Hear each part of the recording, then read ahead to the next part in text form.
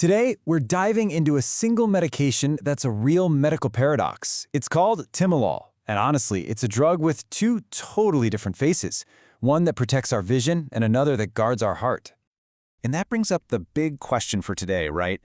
How in the world can one single medicine treat a disease in the eye and at the very same time a condition in the heart? I mean, it sounds like it shouldn't be possible, but the science behind it is actually surprisingly cool and straightforward. So to really get Timolol, you've got to understand it's two completely separate jobs. On one side, it's a guardian for the eyes, and on the other, it's a protector for the heart. Let's dig into how. So on one hand, doctors prescribe it as eye drops, an ophthalmic solution to protect someone's vision. And on the other hand, it's a pill, an oral tablet that you take to protect the heart and keep blood pressure in check. Two forms tackling two very, very different problems.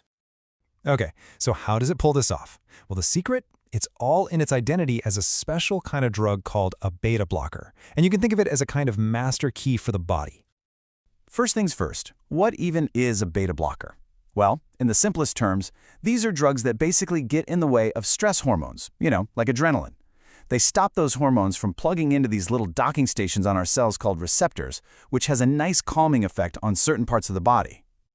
Now, to get how this works, you gotta know that our bodies have two main types of these beta receptors. Think of them like two different kinds of locks. You've got beta-1 receptors, mostly in the heart, and they control how fast and hard it beats. And then you have beta-2 receptors, which are mainly hanging out in our lungs and blood vessels. And right here, this is where it all clicks. Timolol is what we call non-selective. See, other drugs might only fit the beta-1 lock, or maybe just the beta-2 lock. But Timolol, it's a master key. It fits and blocks both of them. And that, right there, is the secret to its incredible double act. So let's see this master key in action. We'll start with its first job, being a guardian for our vision. As an eye drop, Timolol is one of the go-to treatments for things like chronic open-angle glaucoma and just general high pressure in the eye, conditions that, and this is serious, can lead to permanent blindness if they're not treated. And the way it works is just brilliant. When you put that drop in your eye, the master key goes right to work on beta receptors in a little part of the eye called the ciliary body. This action is like turning down a faucet. It literally reduces how much fluid the eye is making. Less fluid means less pressure inside the eyeball, and that's what saves the super delicate optic nerve from getting damaged. All right, now for part 2 of its identity. Let's flip the script and see how that very same master key works throughout the entire body as a protector of the heart.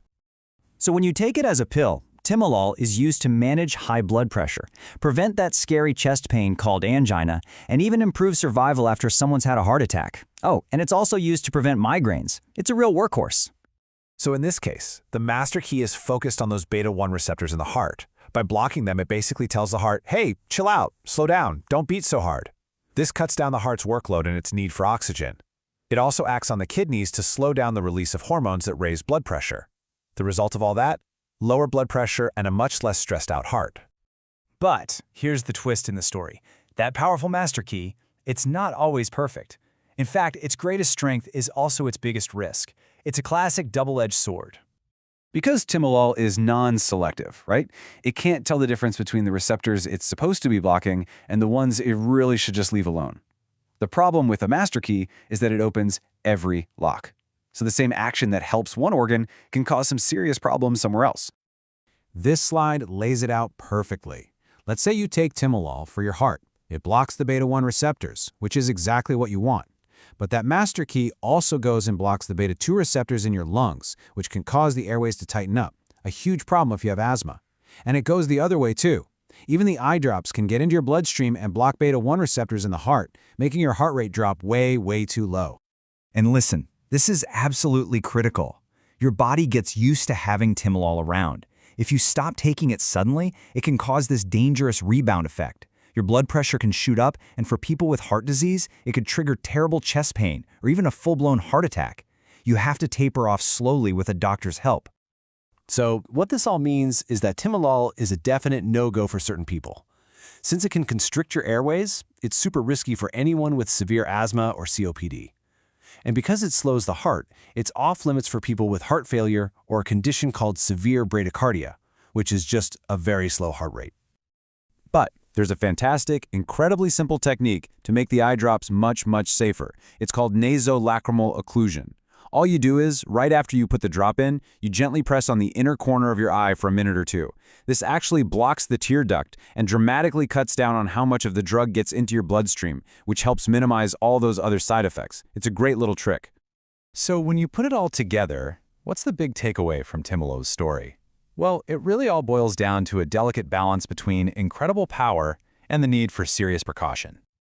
The very thing that makes Timolol so effective, the fact that it's a non-selective master key, is the exact same thing that creates its risks. It's such a powerful reminder that in medicine, sometimes a drug's biggest strength can also be its biggest weakness. And this kind of leaves us with a bigger question to think about, doesn't it?